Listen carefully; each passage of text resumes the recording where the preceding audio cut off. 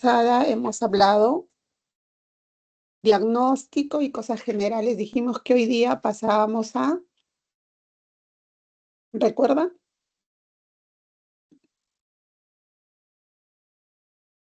A ver, vamos a poner.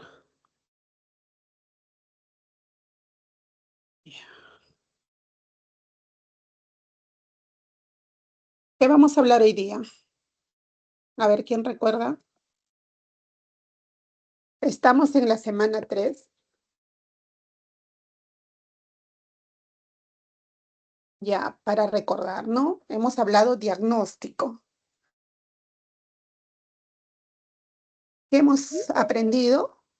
¿Qué hemos hablado la clase anterior?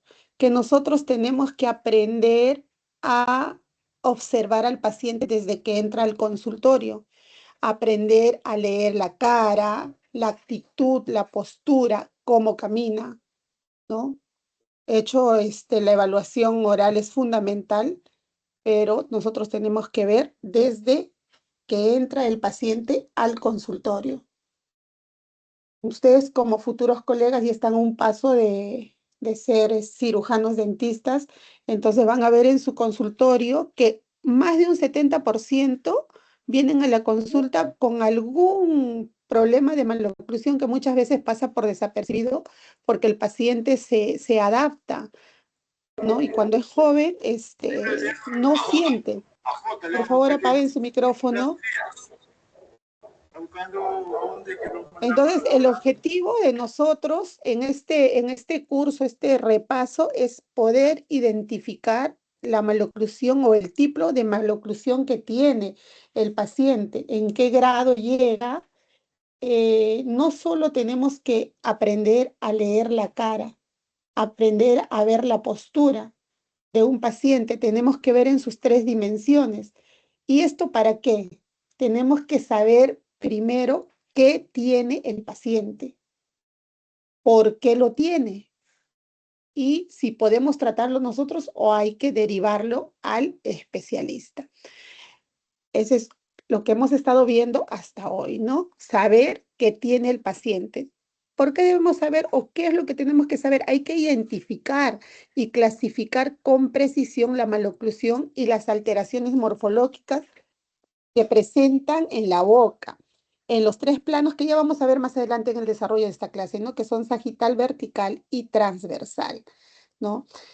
Luego debemos luego de saber qué es lo que tiene, por qué, hay que buscar la causa, porque si vamos a tratar y no eliminamos la causa, nuestro tratamiento no va a tener éxito a lo largo, va a recidivar. Entonces tenemos que determinar la etiología, diferenciar los factores que han llevado a esto, ¿no? Factores si son esqueléticos, si son dentales, funcionales, miofuncionales, hábitos o neuromusculares, ¿no? Entonces es importante, ya tenemos saber qué tiene, saber por qué lo tiene. Oye, esto no sé.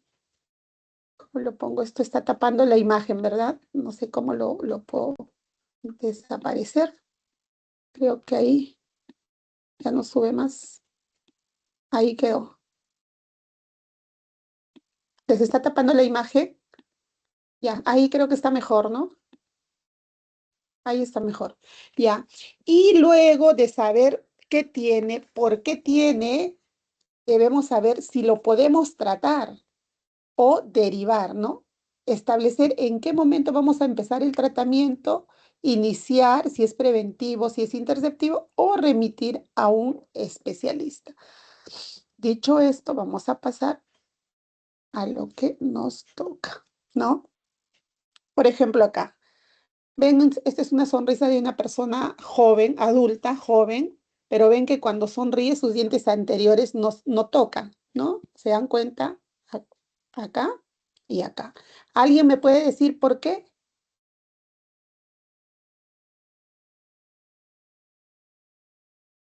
¿Por qué no toca?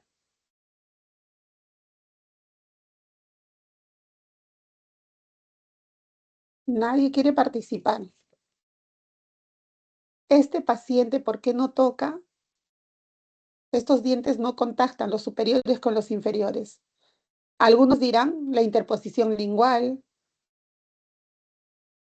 Otros dirán, el hueso, tal vez, no hay relación entre los maxilares o qué sé yo, ¿no? Pero no es solo esto lo que nosotros tenemos que decir.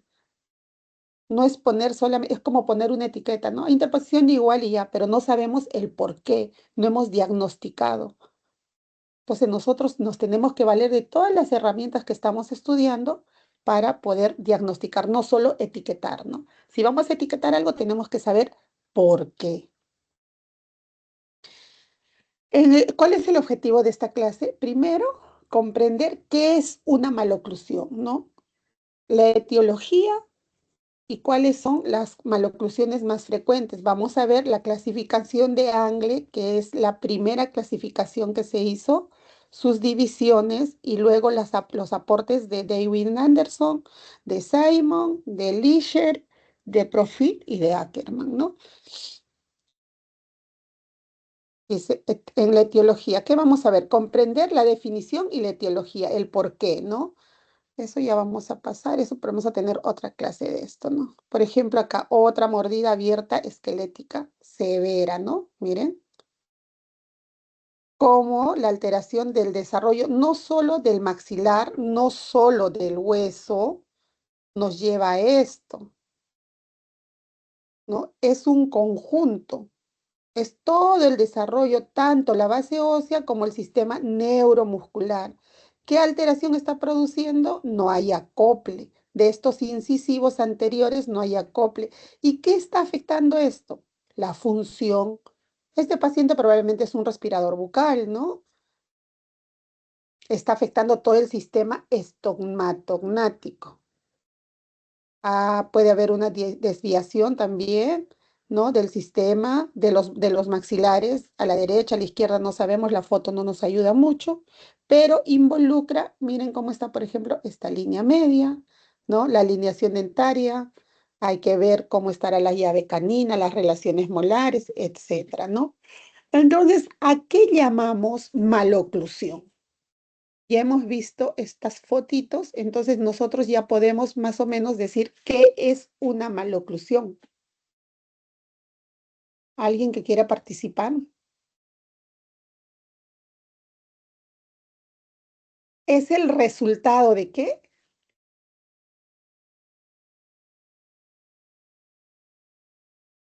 Resultado de una interacción entre el patrón de crecimiento, que puede ser hereditario, lo llamamos genética, ¿no? Factores ambientales, como cuáles hábitos orales como la succión digital, deglución atípica, respiración bucal, etcétera, ¿no? Entonces, la maloclusión también la podemos llamar, es una desviación normofuncional del sistema estomatognático. ¿Por qué decimos sistema estomatognático? Porque involucra hueso, dientes, músculos, ATM, ¿no? Sistema neuromuscular. Por eso decimos que afecta a todo el sistema estomatognático. Hay una alteración entre la relación de las bases óseas, de las arcadas maxilar superior e inferior. Hay una complejidad estructural, sí, porque afecta no solo en el sistema funcional, afecta en la forma, en sus cuatro componentes. ¿Qué es lo que quiere decir? Sistema dentario, óseo, muscular y nervioso. eh, el pionero de la clasificación de las maloclusiones, como ya les he mencionado antes, Angle definió la maloclusión como la perversión, dice, ¿no? Del crecimiento y desarrollo normal de la dentadura. Graeber lo definió como grado de desarmonía oclusal que requiere intervención o tratamiento oportuno. Willy dijo que la maloclusión era una relación alterativa, es decir, alterada y desproporcionada en el complejo cráneo facial.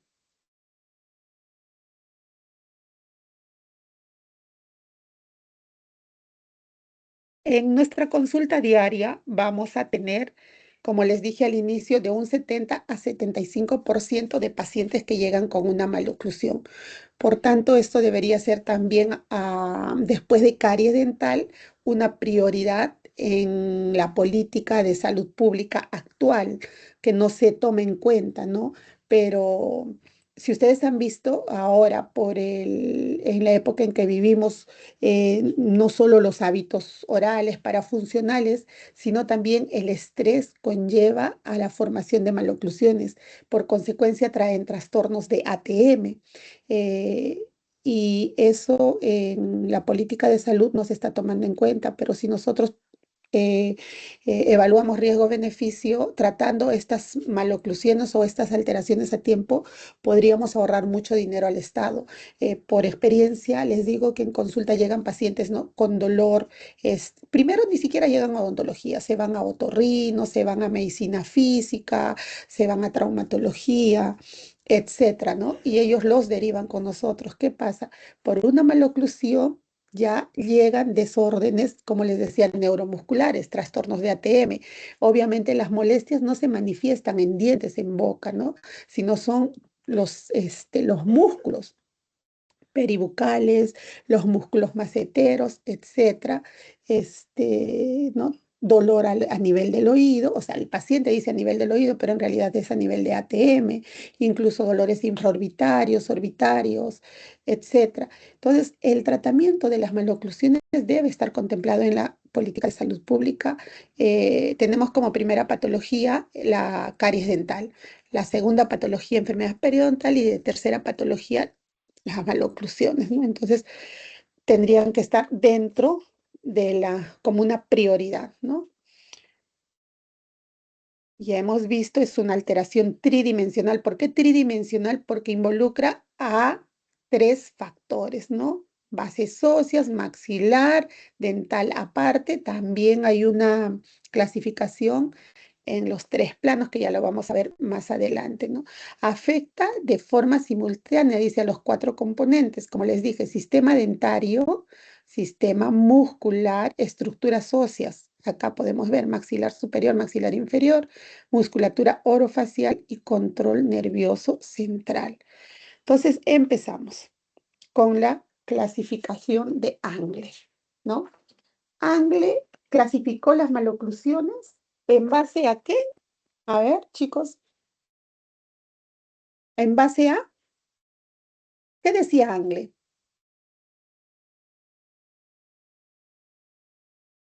En base a la primera molar superior, ¿no? Decía que esa no se movía. Esa fue su clasificación de Angle. Señalar que el primer molar superior era la que determinaba la maloclusión. ¿En qué año fue? ¿Recuerda?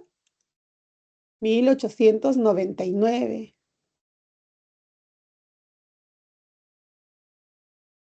La llave de la oclusión de Angle. ¿Por qué? Porque él dice que la molar es el diente más estable, anatómicamente más estable. Pero la limitación que él tiene que posteriormente ya, ¿no? Se, mm, se evalúa, la limitación que tiene que él evalúa en un solo plano, en un plano antero-posterior o sagital, pero es el pionero y el padre de la clasificación de las maloclusiones. El que dice que la primera molar superior permanente, donde vemos acá, superior, acá está, es el punto fijo de referencia biomecánico incambiable en la arquitectura facial, ¿no? En su libro, en uno de los capítulos de su libro, donde determina la llave de la oclusión, ¿no? Eso nos refiere a Angle. Entonces primero, tenemos la clase 1, neutro. ¿A qué denominamos a la clase 1, no? Neutrooclusión. ¿Qué dice? La cúspide, ¿dónde está la cúspide? Mesio vestibular del primer molar superior ocluye, esta es la cúspide, mesio vestibular del molar superior ocluye en el surco mesio vestibular del primer molar inferior. Cuando hay este tipo de relación molar, el perfil suele ser armónico, ¿no? Normo-oclusión, decimos. Primer molar superior es el punto fijo de referencia. La cúspide mesiovestibular del primer molar superior engrana, cae o encaja en el surco vestibular, mesiovestibular del primer molar inferior. Esa es la clase 1. Entonces decimos, la clase 2, acá vemos, la clase 2, a ver, ¿qué ven en la figura? Clase 2, surco mesiovestibular. ¿Dónde está el surco mesiovestibular? Acá. Surco mesiovestibular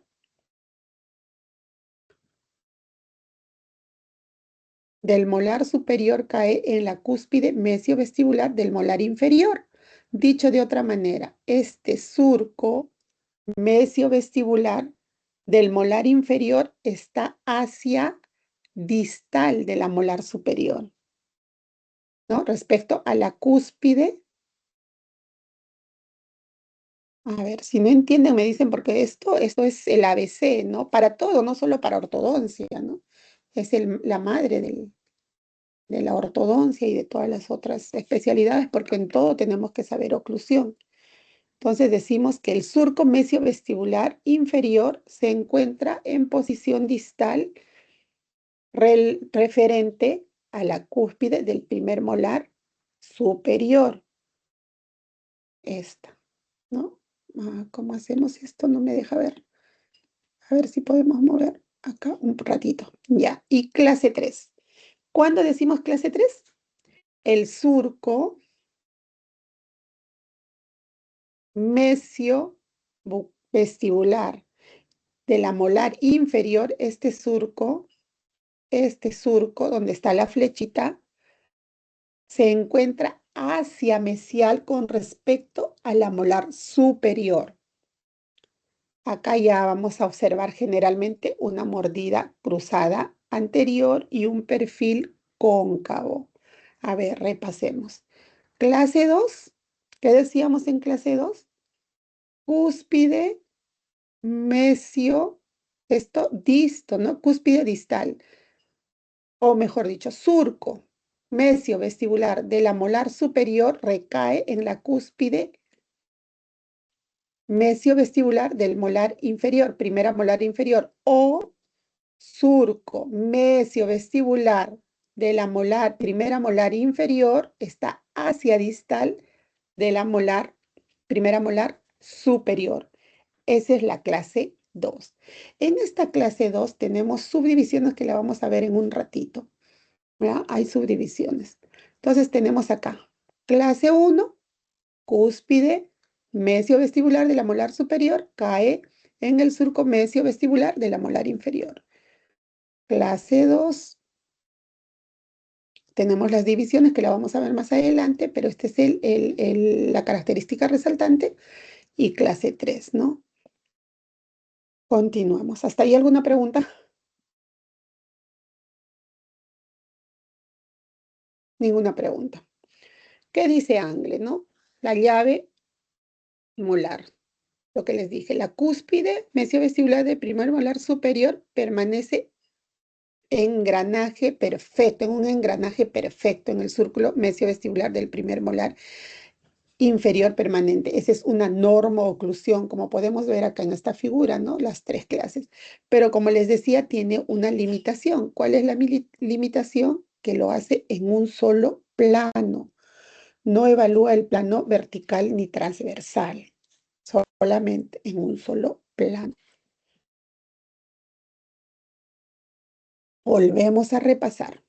Relación molar, normal o normo-oclusión. Como les decía, relación molar normal, la cúspide mesiovestibular cae en el surco mesiovestibular del molar inferior, primera molar inferior.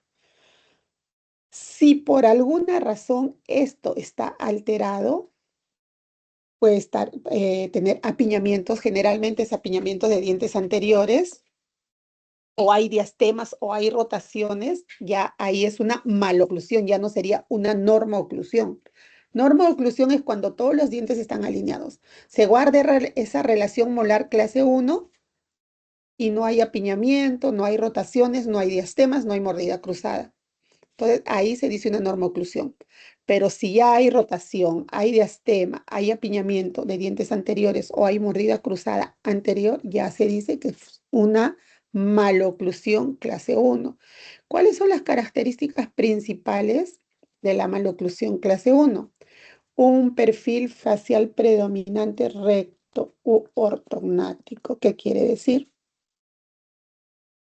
A ver,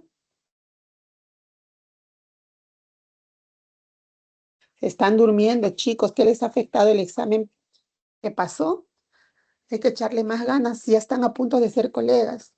¿Cuándo se dice que un perfil facial es recto? Nadie quiere hablar. Bueno, tenemos un sellado labial competente, que quiere decir que ambos labios contactan, no hay esfuerzo, ¿no? Hay un equilibrio neuromuscular peribucal, que quiere decir los músculos que están alrededor de los dientes peribucal y las bases óseas se encuentran bien posicionadas. O sea, esqueléticamente es clase 1. ¿Cuál es la incidencia de la maloclusión clase 1? Dice, hay aproximadamente un 50% de estos pacientes que acuden a la consulta con maloclusión clase 1. Estos pacientes, al ser tratados, presentan un pronóstico favorable, ¿no? Un éxito en el tratamiento, porque generalmente la causa es dental o dentoalveolar. No hay alteración en las bases, en la relación de las bases óseas. ¿Qué quiere decir, no? Por el apiñamiento, por el diastema, es relativamente fácil de tratar. Pasamos a la maloclusión clase 2, ¿no? ¿Qué dice la maloclusión clase 2? El surco mesio-vestibular del primer molar inferior, acá vemos este surco, se encuentra por distal del primer molar superior de la cúspide mesio-vestibular, ¿no? Por distal. Esta es la cúspide mesio-vestibular y el surco se encuentra hacia distal. Si la clase 1 es el 50% aproximadamente de maloclusiones, esta representa un 32% de las maloclusiones. Y acá tenemos las divisiones. Tenemos división 1. ¿Qué quiere decir? Maloclusión clase 2, división 1.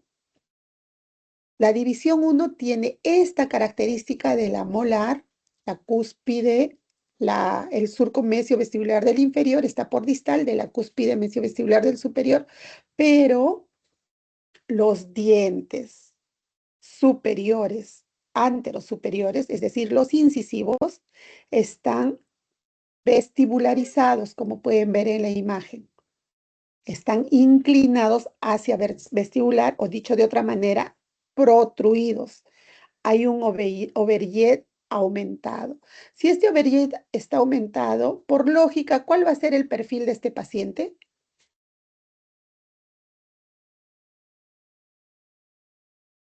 Protruido. Va a tener un perfil convexo, ¿no? Esto es una característica típica de los pacientes de los respiradores bucales y también de los que tienen el hábito de succión digital. Dice, a ver, overjet excesivo, están proinclinados los incisivos.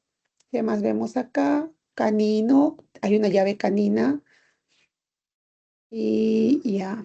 Y ahora tenemos la clase 2, maloclusión clase 2, subdivisión 2.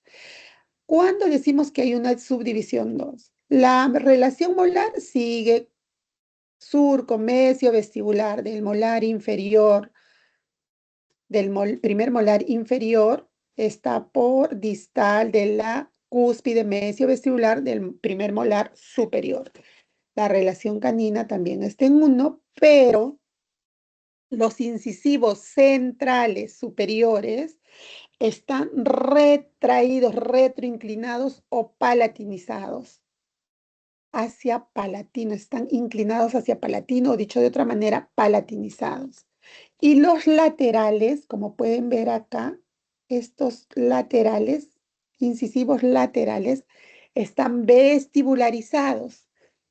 Si acá el overjet era aumentado, acá está disminuido. Hay una sobremordida vertical. Lo que está aumentado es el overbite acá. Acá ha aumentado el overjet y acá el overbite. Así es que cuando en el examen les venga características clínicas de un paciente, no sé, de tanta edad, ¿no? Con maloclusión, clase 2 subdivisión 1, ya saben, ¿no? Overjet aumentado, perfil, ¿qué perfil? Convexo. ¿Qué más? Incisivos proinclinados o vestibularizados. Y características de una maloclusión clase 2, división 2, ¿cuáles son? Overjet disminuido. Over, ya disminuido, pero el over pi está aumentado. Los incisivos centrales están retroinclinados o palatinizados. Los laterales vestibularizados. Ahí ya van 3 características. Entonces seguimos acá.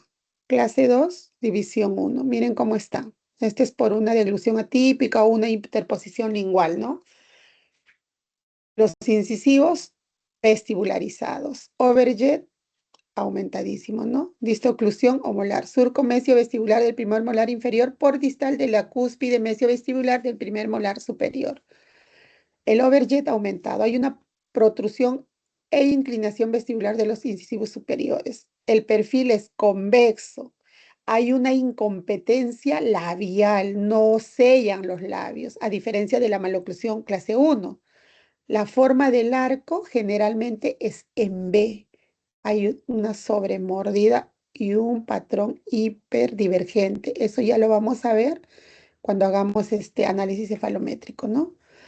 Esta es división 1. Y la división 2, tenemos los centrales, están retroinclinados o palatinizados, ¿no?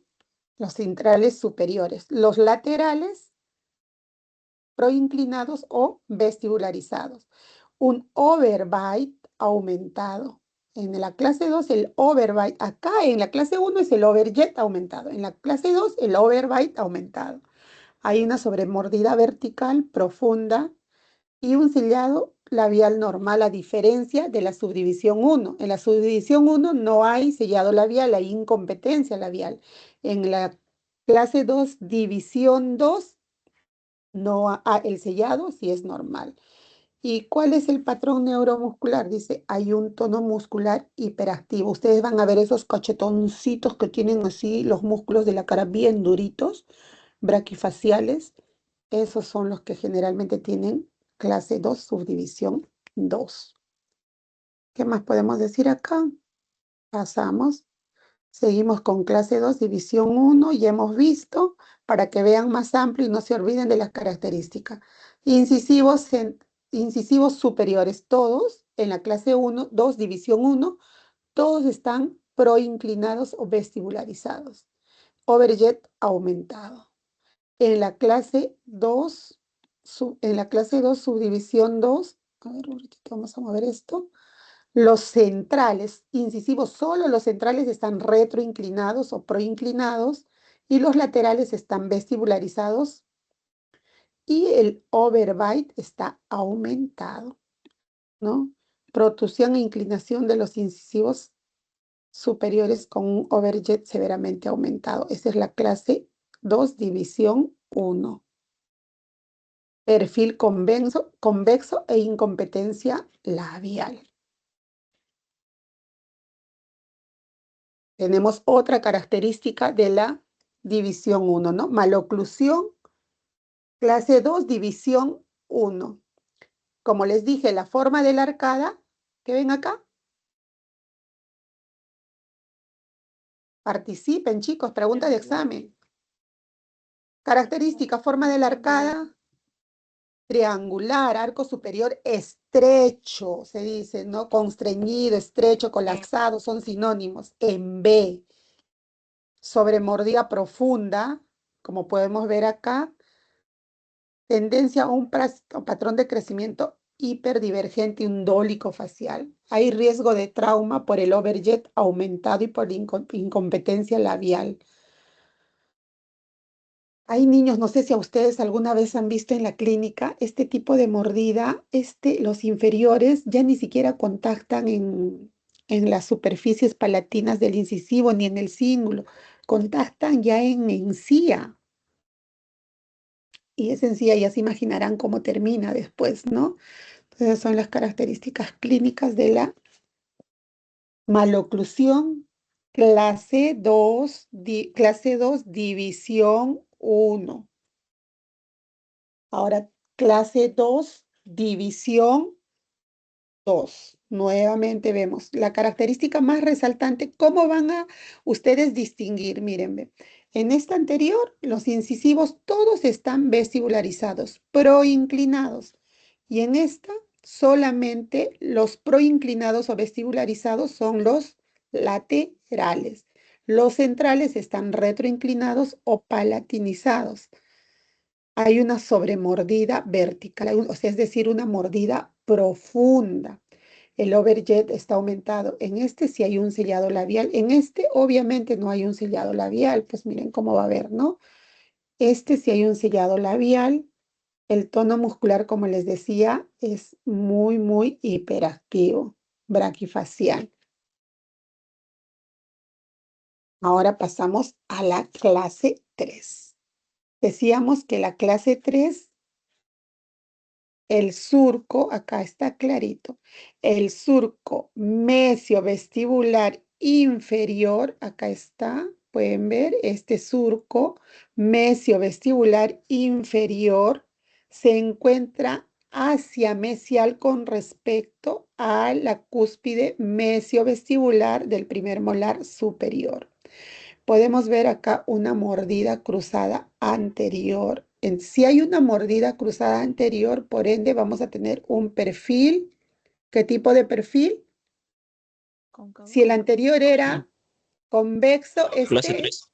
Cóncavo. Cóncavo. cóncavo. Muy bien, así me gusta que participen, ¿no?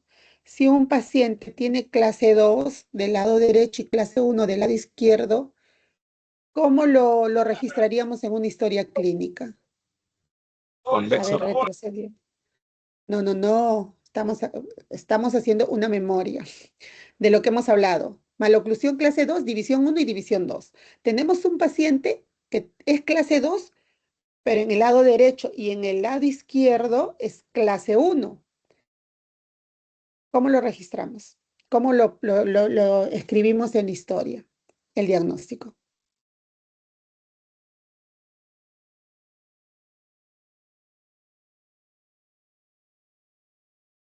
Clase 2 en el lado derecho y clase 1 en el lado izquierdo.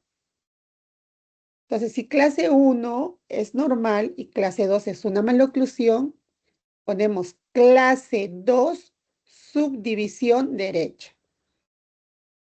¿Por qué? Porque la maloclusión se está dando en el lado derecho.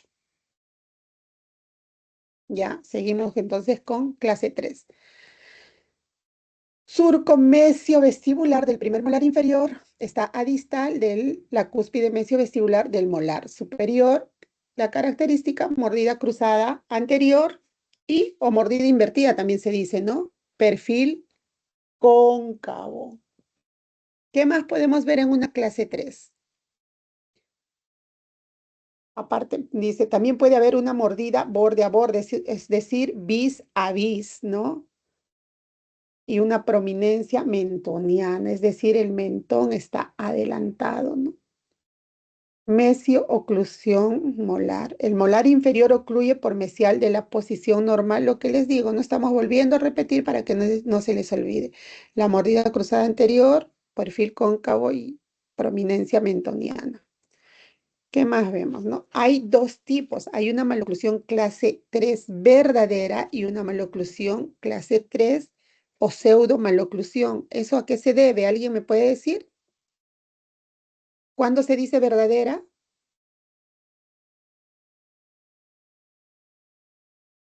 cuando compromete las bases óseas, Oh, sí. cuando el problema es el hueso, la mandíbula, puede ser por prognatismo mandibular o por un retrognatismo maxilar o una hipoplasia, que es una hipoplasia que no ha desarrollado bien el maxilar superior. Ahí se dice una verdadera porque compromete hueso.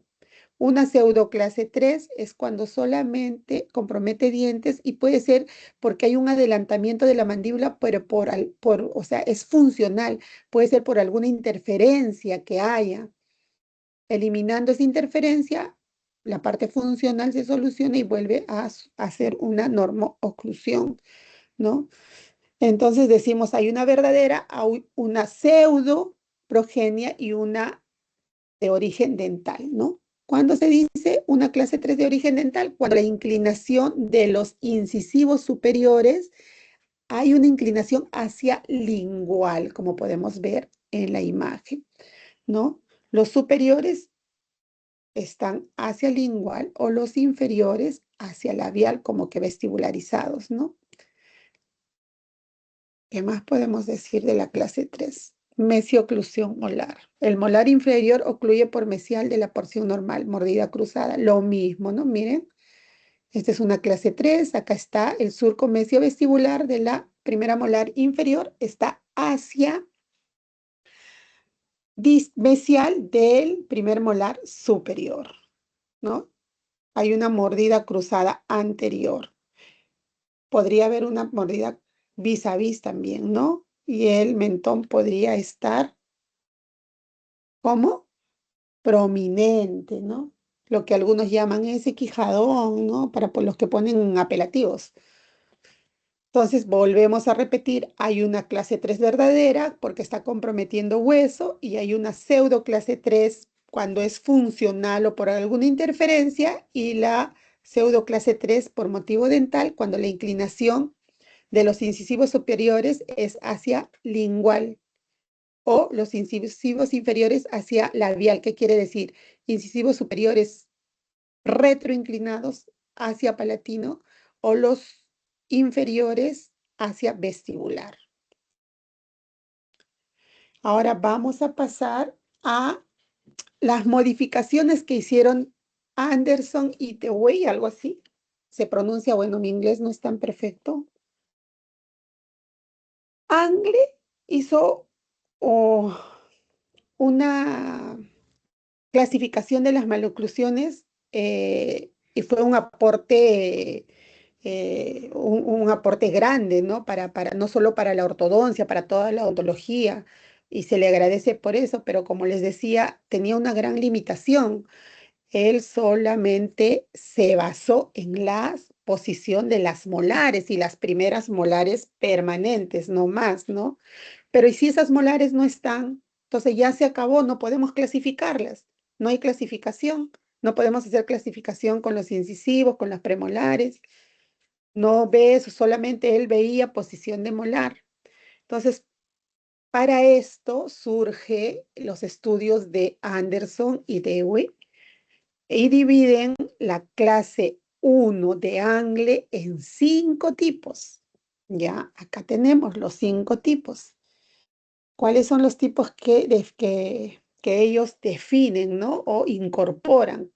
Dice, tipo 1 cuando hay apiñamiento anterior, superior e inferior, es decir, hasta caninos, ¿no? Están en labio versión, ¿no? ¿Qué quiere decir? Están proinclinados o girados hacia vestibular. Ese es el tipo 1, el aporte de Anderson sobre ya la clasificación que había hecho Angle. El tipo 2 dice, incisivos superiores están protruidos. O sea, protruidos quiere decir que están hacia vestibular. ¿Cuál es su manifestación clínica o clínicamente cómo lo vemos? ¿No? Labio hipotónico, que quiere decir no hay competencia labial, no sellan los labios. Y esto está asociado generalmente a hábitos orales, ¿no? Puede ser la succión digital o también respirador bucal. El tipo 3 hay una mordida cruzada anterior. ¿Qué quiere decir? Vamos a ver imágenes más adelante. Que un incisivo o más incisivos están en linguoversión, es decir, hacia lingual o girados, ¿no? Hacia lingual, haciendo como una mordida cruzada también, ¿no? Anterior. El tipo 4 tenemos mordida cruzada posterior.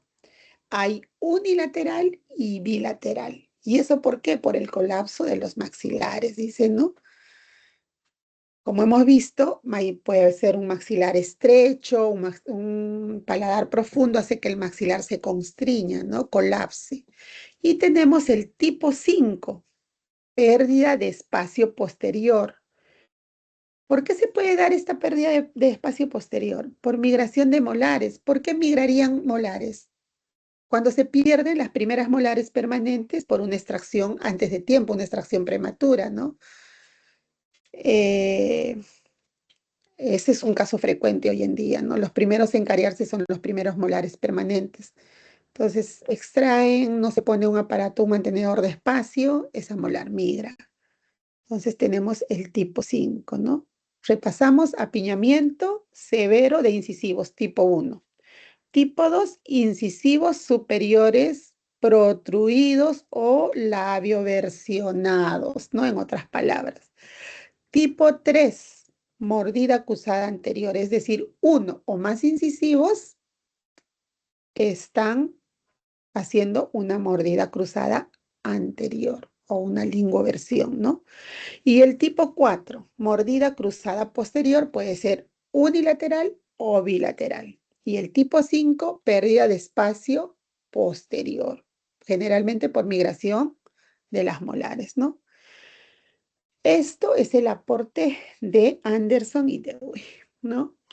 Tipo 1, volvemos a ver, relación molar clase 1 con apiñamiento severo de incisivos. O sea, ya, la relación molar clase 1 lo hizo Angle. El aporte de Anderson y su colaborador es a esa molar clase 1, maloclusión clase 1, se le agrega el apiñamiento severo de incisivos y o caninos, ¿no? Situados en vestibuloversión, o sea, están girados hacia el vestibular o hacia el lingual. También puede haber una discrepancia ósea y dentaria negativa, es decir, falta espacio para los incisivos. El problema sería la base ósea, entonces, ¿no? Y el tipo 2 dice, la relación molar sigue en clase 1, pero los incisivos superiores están hacia vestibular y o protruidos.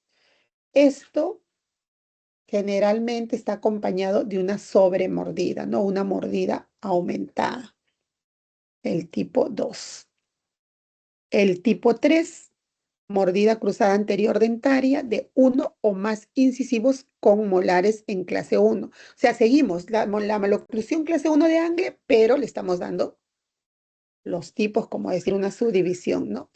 Y el tipo 4 ya hemos visto mordida cruzada posterior uni o bilateral, ¿no? Por un colapso maxilar. Y el tipo 5, pérdida de espacio por mesialización o por migración del primer molar permanente, ¿no? Acá tenemos tipo 1 y tipo 2. Ay, se pasó, se pasó, se pasó. Ya. Ay, ¿qué pasó?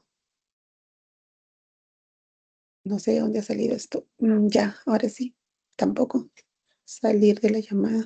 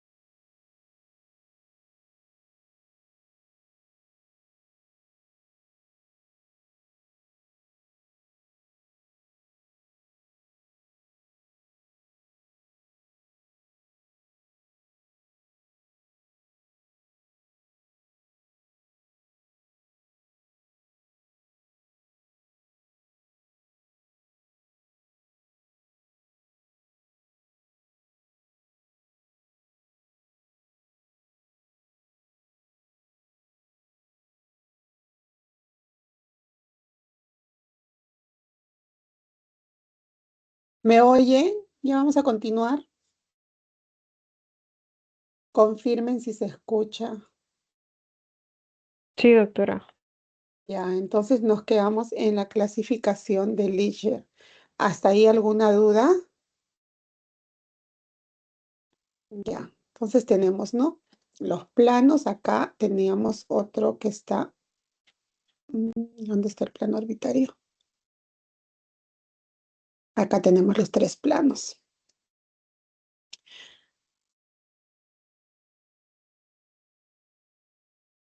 A ver, esto vamos a sacar. Ya, entonces tenemos el plano orbitario. ¿Para qué nos sirve? Para hacer protracción o retracción, ¿no? Esta es la manera de cómo se puede dividir. ¿Para qué nos sirve en una protracción? El desplazamiento del arco dentario o de un segmento del arco hacia adelante o hacia atrás con respecto al plano orbitario o al plano de Frankfurt.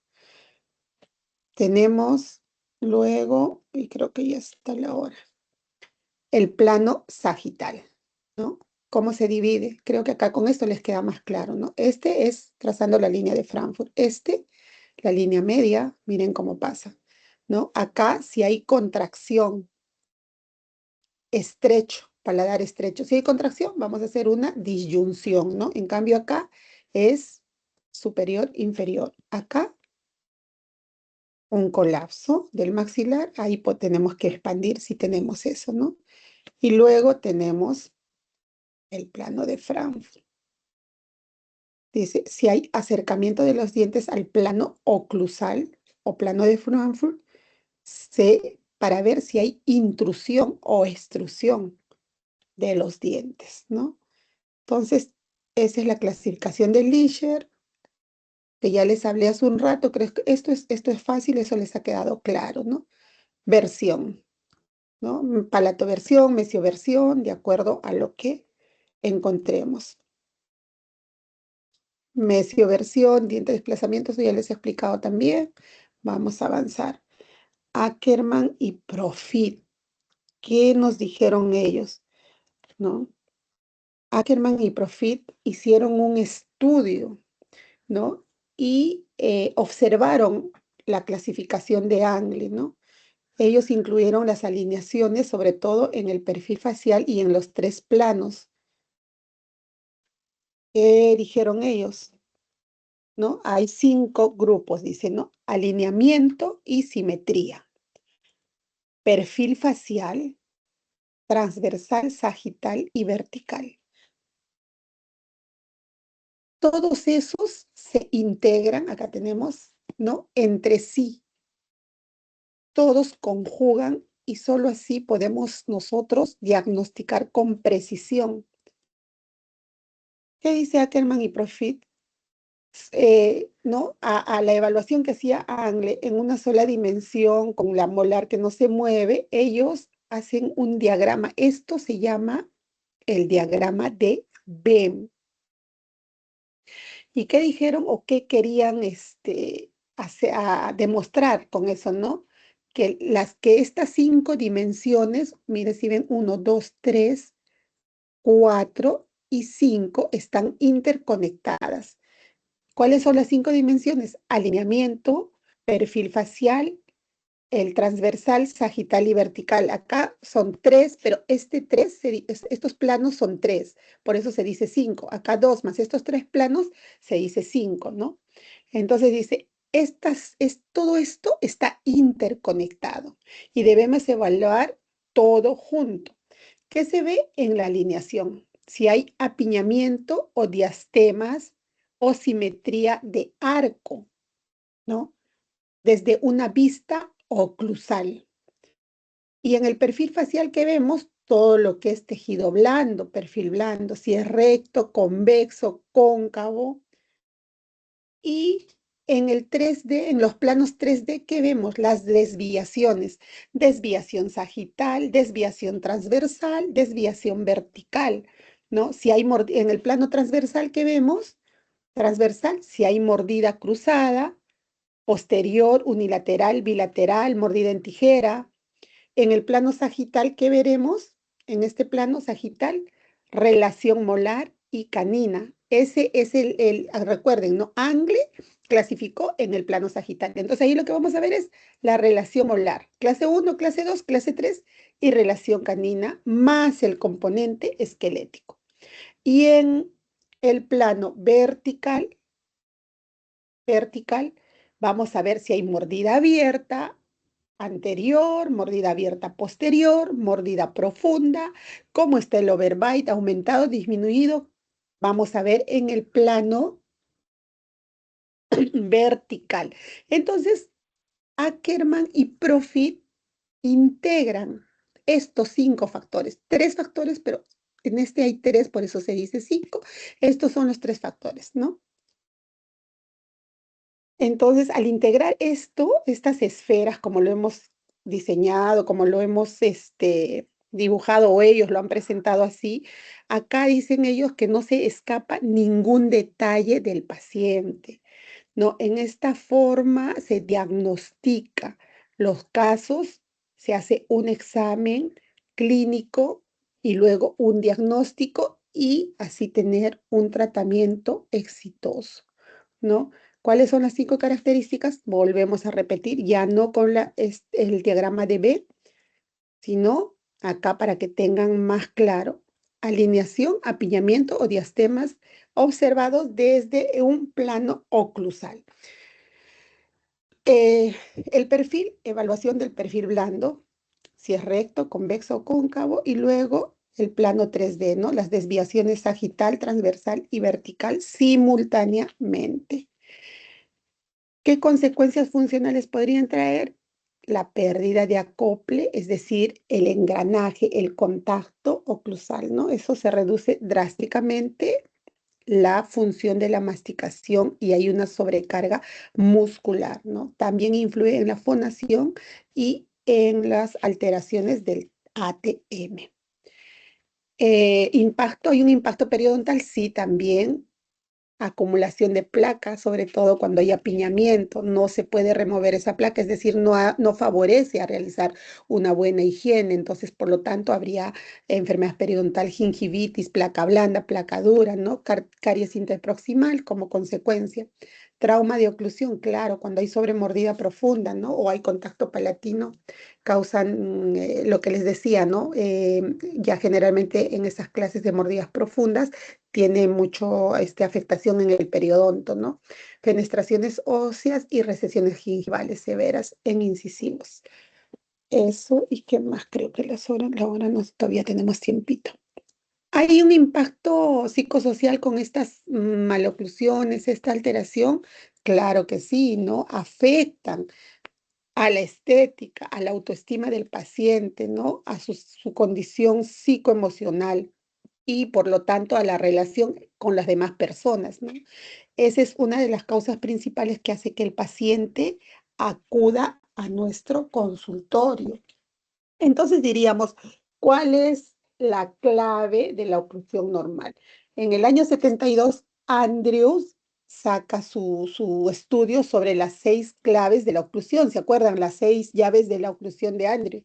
Relación molar, angulación de la corona, inclinación de la corona, ausencia de rotaciones, puntos de contacto y plano de oclusión. Los menciono nada más porque esto generalmente ya es para especialidad, pero siempre es bueno que sepan, ¿no? Las 6 llaves de la oclusión de Andrews, ¿no? Que lo presentó en el año 1972. Bueno, estas son ya esto ya lo vamos a ver a la otra clase. Bueno, esto ha sido todo por hoy. ¿Alguna pregunta? ¿Alguna pregunta? ¿Algo que no les haya quedado claro antes de cerrar la clase? ¿Ninguna pregunta?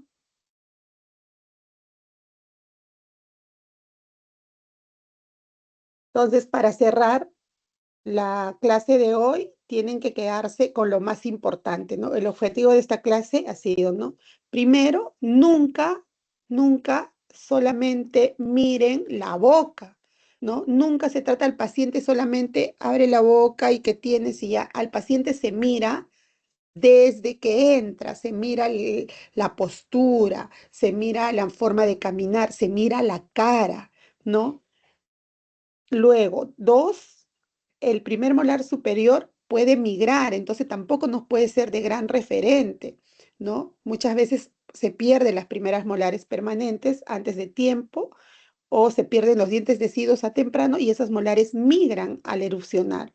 Entonces, la relación, la clasificación de Angle que hizo, nos puede jugar una mala pasada si nosotros no integramos todos los aportes de lo que hemos visto, ¿no? Lisher, Profida, Kerman, Simon, ¿quiénes más hemos visto?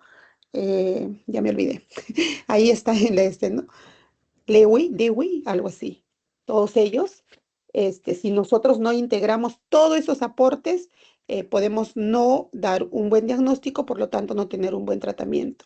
Y tercero, y lo importante también, tratar la causa, porque una maloclusión se forma porque hay una causa. Acuérdense que les dije de la ley de Newton, una de las leyes de Newton que se basa la ortodoncia mucho en eso. Toda acción trae una reacción. Entonces, primero identificar la causa. Si no identificamos la causa y no eliminamos esa causa que podría ser un hábito, no vamos a tener éxito en el tratamiento. Entonces, nuestro tratamiento puede recidivar, ya sea aparatos removibles, ortofuncionales o brackets, mayor aún, ¿no? Entonces, nunca tratemos un diente sin mirar la cara. El primer molar superior puede migrar, no nos dejemos engañar y primero tratar causa, no solo los síntomas. Eso ha sido todo por hoy, chicos. Entonces, nos vemos a la siguiente semana que ya vamos a empezar. Vamos a tratar etiología de las maloclusiones, factores y luego vamos a avanzar ya con análisis de modelos y lo que nos permite ya análisis falométrico. Esto ha sido todo por hoy. Cuídense y estudien, por favor.